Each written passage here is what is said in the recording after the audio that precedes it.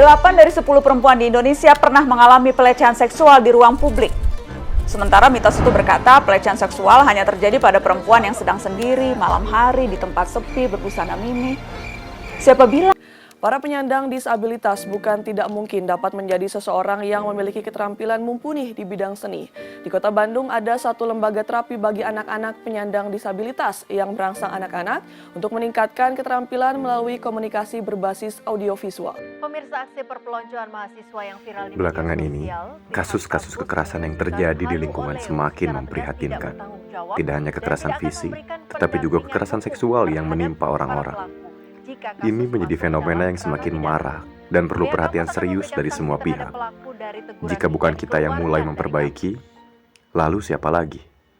Selamat datang di Komunital, talk show interaktif yang membahas isu-isu hangat tentang kehidupan kampus juga di komunitas. Perkenalkan, saya Aldo Lutfi adalah host yang akan memandu kalian untuk beberapa menit ke depan. Di kesempatan kali ini, kita akan membahas terkait budaya buruk yang ada di kehidupan kampus maupun di komunitas, yaitu terkait perpeloncoan ataupun yang sering disapa ataupun yang sering disebut bullying. Nah, tanpa berlama-lama lagi, tentunya saya tidak akan sendiri. Kita kali ini akan bersama bintang tamu, narasumber yang memang akan kita wawancarai terkait bullying dan beberapa isu yang memang akan dibahas ke depan. Seseorang ini aktif di media sosial, di berbagai macam platform. Dia adalah seorang content creator yang berfokus di self-care, juga kehidupan seputar perempuan. Maka, tanpa berlama-lama lagi, langsung saja kita sambut Kak Fida Atia. Maka kepadanya disilahkan. Halo Kak Fida, gimana nih kabarnya? Halo, alhamdulillah baik. Oke, tadi perjalanan macet pastinya ke sini ya? Sedikit sih, Sedikit cuman macet. alhamdulillahnya lancar. Oke. Karena berhubung weekend juga kan gitu. Betul. Nah, tadi juga sempat udah dikenali nih, Kak Fida aktif di media sosial, di berbagai macam platform yang memang membahas terkait self-care gitu. Nah, boleh dijelasin dulu dong Teh Fida terkait sebenarnya apa sih yang memang benar-benar disebut self-care itu seperti apa? Kayak gitu. Oke, yang namanya self care itu artinya kita bisa merawat diri ya, merawat diri secara emotionally, mentally, dan physically, dan semua aspek-aspek yang menjadi penentu kehidupan kita tuh selanjutnya gimana. Kita perlu self care. Iya. Nah, karena memang kita sekarang akan membahas karena ada beberapa bahasan juga ya. Cuman untuk yang di awal itu kita lagi sekarang di budaya ada salah satu budaya di kampus yang memang kita bisa bilang jelek lah gitu ya, yaitu terkait perpeloncoan, bullying yang memang erat juga lah kaitannya dengan self care gitu. Nah, berhubung terkait self care, mau nanya nih ke Kak Fida, apa sih yang bisa dialami oleh seseorang ketika orang tersebut jadi korban bullying seperti itu, Kak Fida? Oke, bullying itu dalam contoh apa nih misalnya? Untuk bisa baik itu bisa saja verbal. Nah, kadang-kadang kan yang memang bisa jadi berdampak itu adalah yang orang lain tidak sadari itu tuh ternyata bullying gitu loh. Nah, itu contohnya apa saja gitu. Oke, berarti kalau salah satu kasus bullying, bukan bullying sih, lebih ke ada ya, biasanya kita masih happening banget itu perpeloncoan di kampus. Orang-orang ngegarisbawahi kalau perpeloncoan kampus gitu ya. Padahal sebenarnya nggak semua organisasi atau nggak semua event tuh melakukan perpeloncoan. Tapi karena ketika kita marah-marah ngebentak anak orang itu sama dengan perpeloncoan. Padahal ada yang namanya kaderisasi. Betul. Kita tahu bedanya kaderisasi sama perpeloncoan itu diisinya. Kalau misalnya perpeloncoan ya dia cuma judging aja gitu, judging aja, mempermalukan orang tersebut, kayak ya udahlah tanpa isinya. Sedangkan kaderisasi itu ada isinya. Contoh, gimana caranya supaya si anak ini jadi lebih bertanggung jawab. Kalau di event kan biasanya kayak ada organisasi ya. Ada kelompok, tanggung jawab, yang kayak gitu, itu peran dari kaderisasi. Nah, cuman karena pembawaannya marah-marah, bentak-bentak, jadi sering kecapnya tuh adalah perpeloncoan. Padahal sebenarnya nggak semua, emang ada perpeloncoan, cuman berarti itu nggak ada isinya. Tapi ketika ada isinya berarti itu kaderisasi. Kalau menurut aku seperti itu. Nah, berarti kan kalau yang tadi Kak Vida jelasin itu dari sudut pandang Kak Vida gitu. Nah, aku sempat lihat nih di Instagram Kak Vida terkait, lupa bahasanya apa, cuman kayak bagaimana sih caranya menjadi dewasa gitu kan, ada yang kayak dewasa seperti itu. Nah, bagaimana sih caranya gitu kan, karena kalau dari tadi Kak Vida sudah dewasa untuk menanggapi sebuah sesuatu gitu kan. Bagaimana ketika seorang yang mungkin nanti dari entah itu SMA maupun dari kuliah ke dunia pekerjaan untuk bisa lebih dewasa menanggapi keadaan gitu biar gak interpretasi seperti itu, Kak Vida. Oke, untuk kita dewasa, biasanya kita tuh bisa dewasa ketika kita mengalami sesuatu. Mengalami kejadian yang nggak ngenakin, baru kita bisa belajar.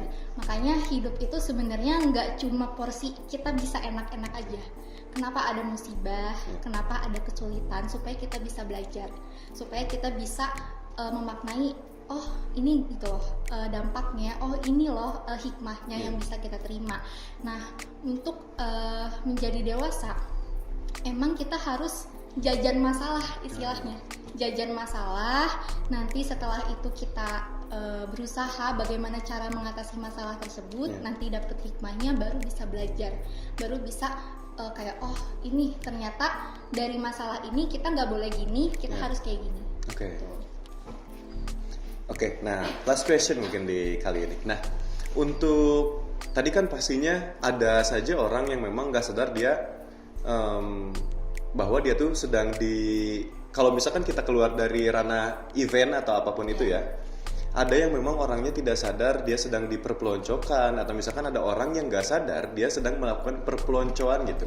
Nah, menurut Kak Vida, siapa yang memang harusnya bertindak lebih duluan seperti itu untuk bisa mengatasi hal tersebut kayak gitu? Oke, perpeloncoan itu sebenarnya kayak bumbu. Bumbu kalau misalnya kita nggak suka ya kita lawan. Misalnya aku nggak suka pedas, aku dikasih makanan pedas. Kalau misalnya emang nggak suka, kita nggak usah, jangan nurutin makan pedas itu. Sebenarnya sederhananya kayak gitu. Kalau misalnya kita nggak mau dipermalukan, nggak mau dipandang yang gimana-gimana atau diremehkan, kita saran aku dua. Pertama lawan, kedua buktikan gitu. Jadi caranya seperti itu, emang terdengar kayak bahasa atau kata yang sederhana, padahal punya meaningful gitu, yang berarti. Wah banget ya, tadi pas aku denger merinding gitu loh, kayak benar-benar serius. Kayak berarti ada 2 poin gitu ya yang memang jadi kita harus underline gitu ya, itu adalah ketika memang kalian dalam keadaan terdesak dan lain-lain, ada 2 tadi ya, lawan dan buktikan kayak gitu. Wah, merinding banget, jujur merinding banget. Dan mungkin untuk pembahasannya yang awal itu seperti itu ya gitu, kayak kita udah dapet nih gitu kayak intisarinya apa saja. Dan untuk bahasan selanjutnya kita ada pembahasan terkait lebih ke kita ke perempuanan gitu loh kayak. Tapi pembahasannya setelah yang berikut ini.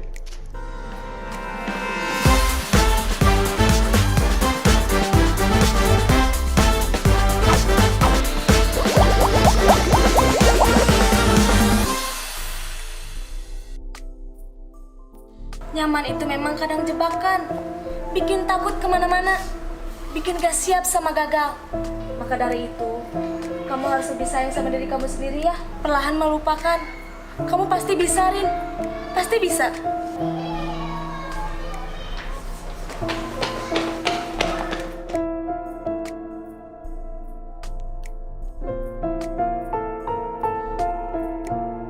Aku sadar siapa diriku yang tidak mungkin menggapaimu. Kau terlalu indah untuk jadi kenyataan.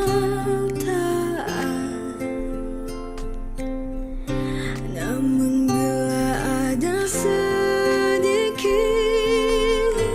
ruang hati tuh ku singgahi, takkan pernah ku sakiti.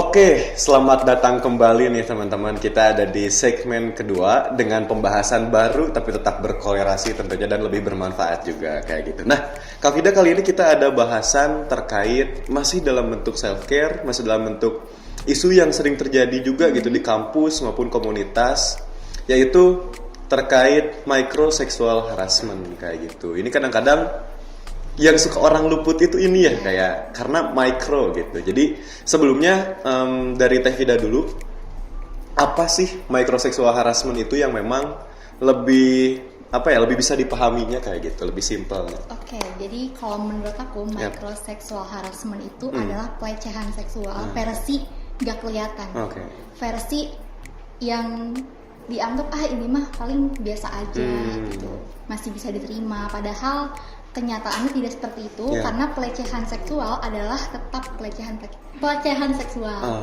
Jadi pelecehan tetaplah pelecehan gitu kan. Versi kecil, versi nggak kelihatan tapi itu tetap pelecehan. Nah, tadi kan ngomongin versi yang kurang kelihatan gitu. Menurut Kak Vida sendiri, kenapa memang microsexual harassment ini sulit diidentifikasi gitu? Kita main contoh aja ya. Contoh, ini kelihatannya kayak pujian, padahal sebenarnya pelecehan seksual. Contoh kayak kalau di TikTok tuh lagi tren, kamu pulen banget bodinya, kamu seksi banget bodinya, kamu bohai segala macam, itu tuh sebenarnya pelecehan seksual kecil, micro gitu. Yang sebenarnya kalau misalnya orang tersebut nggak nyaman, berarti sama dengan itu pelecehan seksual. Atau dalam konteks sebenarnya ini kayak gimana ya? Banyak orang yang gak jadian tapi udah manggil sayang tanpa persetujuan. Nah itu sebenarnya juga masuk ke micro pelecehan seksual tadi. Jadi bisa dibilang microsexual harassment ini adalah ketika seseorang memuji yang memang tanda kutip tanpa persetujuan lawan bicaranya, seperti itu bisa disebut microsexual harassment. Apalagi kata-kata ini emang masuk ke dalam kata yang sensitif yang nggak bisa semua orang terima, itu masuk juga. Oke. Nah, rata-rata nih apa aja sih dampak yang memang bisa diperoleh gitu? Kadang-kadang ada juga ya beberapa orang yang menyebutkan bahwa kalau kita nggak sadar kita dilecehkan, kita nggak sadar kita sedang dipermalukan, masih nyambung kayak yang awal, kita tuh bisa menerima damage yang memang nantinya kan tiba-tiba meledak suatu saat nih gitu. Nah, untuk dari Kak Vida sendiri, pertama pernah nggak menemukan hal tersebut? Kalau misalkan pernah atau tidak, bagaimana gitu cara kita menanggulanginya? Gitu? Sebenarnya ada teman aku tapi karena sensitif banget ya itunya ini ya dibilang gede gitu ya, dan emang sebenarnya kalau menurut aku pakaian kita tuh nggak salah, nggak 100% salah. Mau yang emang pakai pakaian terbuka itu nggak salah, yang salah tuh pikiran kita. Jadi yang harus disalahin tuh sebenarnya cara kita berpikir, bukan nyalahin orang dengan pakaiannya sendiri. Karena mengingat nggak semua orang di muka bumi ini beragama muslim, mereka pasti punya rulesnya sendiri-sendiri dan punya batas toleransinya sendiri. Jadi daripada sibuk nyalahin cara berpakaian orang, lebih baik perbaiki pikiran kita. Nah, itu ya tadi ada sexual harassment, micro sexual harassment dan lain-lain. Ada satu hal yang memang kayaknya kita penasaran juga nih. Karena rata-rata ketika memang ada kasus sexual harassment, yang selalu di-mention itu adalah laki-laki ke perempuan gitu. Nah, bisa juga nggak sih terjadi ketika memang wanita melakukan microsexual harassment maupun sexual harassment ke laki-laki, dan contohnya bisa kayak apa aja gitu, Kak Vida? Sebenarnya sama aja sih ke perempuan, cuman perempuan tuh nggak yang berani memperlihatkan itu semua ketimbang laki-laki yang lebih berani buat speak up masalah pelecehan seksual. Contohnya sebenarnya kayak ada area-area sensitif di tubuh kita kan, kayak leher atau apapun lah yang sebenarnya kalau disentuh sama wanita dan itu tanpa persetujuan laki-laki masuk juga ke pelecehan seksual yang mikro. Berarti memang bukan karena dari laki-laki ke perempuan doang gitu kan, bisa aja memang sama aja karena kita juga sama-sama manusia gitu kan. Nah, ini untuk yang terakhir di microsexual harassment ini, harapan Teh Vida, apa sih yang bisa dilakukan oleh instansi, oleh kampus, maupun oleh pemerintahan yang bisa dilakukan untuk bisa mencegah gitu terjadinya micro sexual harassment ini gitu? Oke, kalau menurut aku pemerintah maupun instansi kampus itu nggak punya kuasa atas itu, karena sebenarnya balik lagi ke diri kita sendiri, berbenah diri lah intinya mah, kayak jangan karena tuntutan kampus nggak boleh gini-gini baru kita nurut, padahal sebenarnya in reality-nya kita nggak bisa kayak gitu. Jadi memang yang harus kita ubah adalah diri kita sendiri, bagaimana bertindak ke orang lain, hal-hal yang apalagi sensitif itu kita jangan lakukan. Jadi berbenah aja diri sendiri, jangan nungguin ketetapan hukuman lah, kayak misalnya perilaku seksual harassment kena pidana segala macam gini-gini, enggak, lebih ke berbenah aja ke diri sendiri. Baik. Nah, tadi ya teman-teman udah ada beberapa poin yang memang kita perlu concern lah gitu. Jadi terjadinya seksual harassment bukan melulu soal pakaian apa yang digunakan, bukan melulu soal dia gendernya apa, dan bukan melulu soal harus menunggu pemerintah atau menunggu suatu instansi melakukan sesuatu gitu. Kita harus mulai bisa berbenah diri ya dari diri kitanya masing-masing, karena ditakutkan kita yang concern malah kita yang melakukan gitu kan. Seperti itu teman-teman. Nah, untuk di selanjutnya, dan ini menjadi pemungkas sepertinya Kak Vida, karena dari tadi di awal kita ada perpeloncoan, lalu selanjutnya kita ada microsexual harassment, pasti tentunya harus ada healing factor gitu kan. Nah, ini akhir-akhir ini ada yang menarik nih dan mungkin lagi digandrungi juga gitu, yaitu mengenai art therapy gitu. Kak Vida sedikitnya atau sebanyaknya tahu nggak sih soal art therapy ini apa? Oke, art therapy itu dari versi aku sebenarnya alternatif untuk orang-orang yang kurang bisa speak up. Kayak tadi dua permasalahan, masalah perpeloncoan, masalah seksual harassment, itu kan bisa terjadi karena misalnya dia nggak berani speak up nih, jadi mendem, jadi trauma segala macam. Nah, ini art therapy ini bisa menjadi salah satu solusinya. Atau untuk orang yang terlalu bisa speak up bahkan. Maksudnya gimana? Maksudnya ketika kemampuan dia terlalu bisa speak up tapi dengan cara yang membahayakan, contoh dia nggak filter kata-katanya, omongannya juga sama aja nyakitin, itu kan bahaya. Makanya kenapa terlalu bisa speak up juga bisa menjadi alasan kenapa orang membutuhkan art therapy. Nah, biasanya art therapy yang aku tahu juga itu dilatar belakangi oleh 3 masalah. Pertama, masalah mental. Kita di sexual harassment, perpeloncoan, kena mental gak? Pasti, Terus yang kedua, masalah emosional. Bener gak kalau misalnya kita di perpeloncoan nih kayak ngedumel gitu, kayak pengen ngelawan tapi nggak bisa. Itu masalah emosional. Kita belum bisa yang namanya tadi yang 2 kata di awal, lawan dan buktikan. Kita belum bisa merealisasikan itu. Terus yang ketiga bisa karena masalah ingin up level atau upgrade diri, karena merasa misalnya masalah emosional dan masalah mentalnya ini ngeganggu atau ngehambat secara kehidupan dia. Gitu.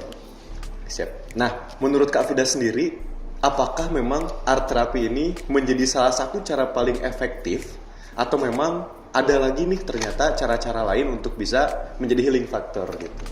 Oke, kalau art therapy itu untuk konteks yang dia kurang bisa speak up, menurut aku efektif.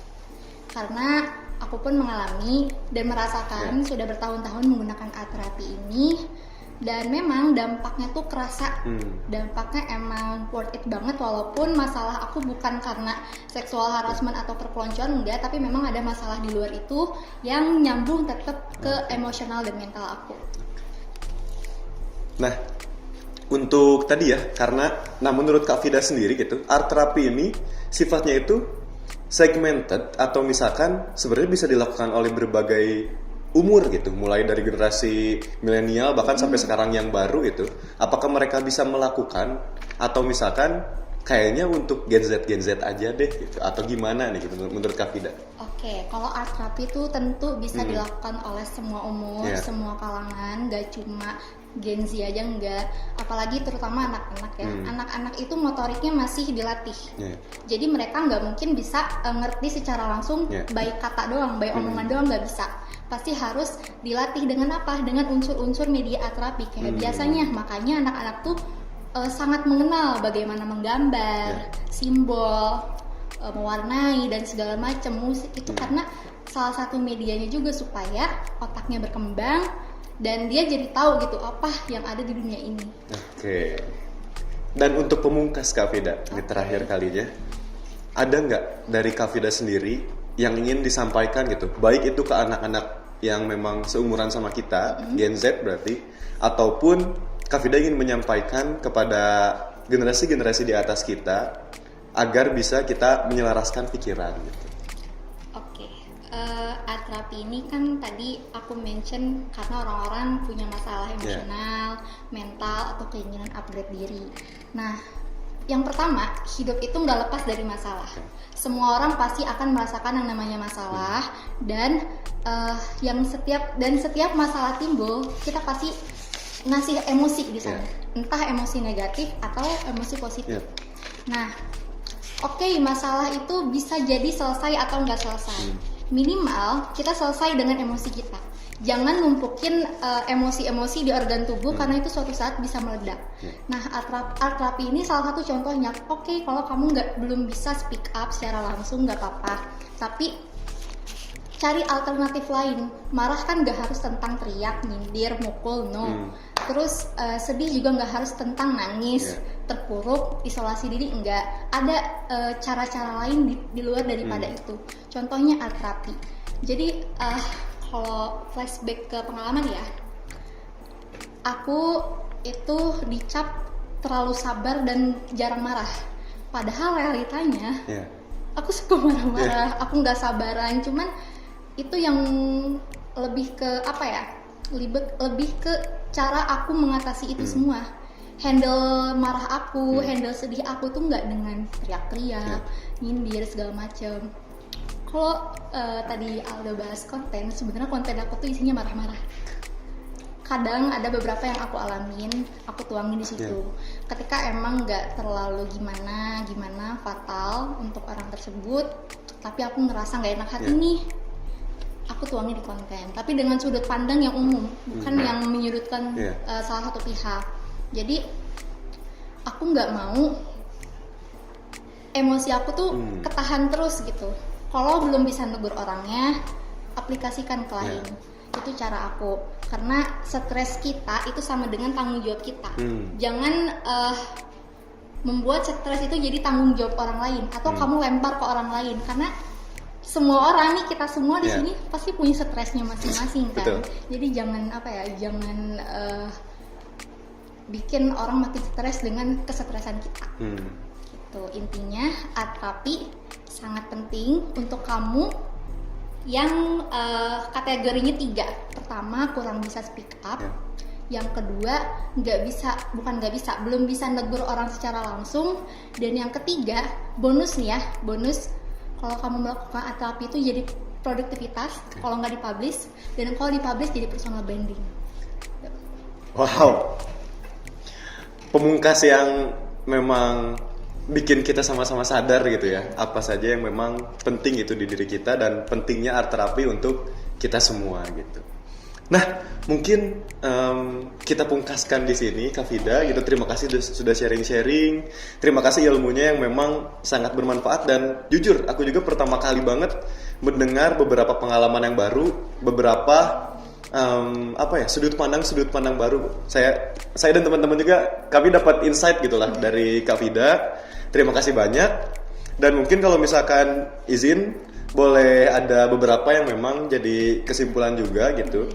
Yaitu adalah ketika memang teman-teman itu punya permasalahan, ketika memang teman-teman di kampus maupun di komunitas memiliki suatu keresahan, jangan lupa diekspresikan, karena semua orang punya retak, baik itu dari kata yang terucap maupun dari hati yang berdetak. Tapi terima kasih sudah dewasa tentunya. Tapi jika hujannya terlalu deras, jangan lupa untuk menepi. Mungkin sekian dari saya, Aldo Lutfi, juga aku Vida Atia. Oke. Terima kasih telah menyaksikan Community Talk ini, yaitu adalah talk show interaktif yang memang membahas isu-isu hangat terkait isu-isu hangat di kampus maupun di komunitas.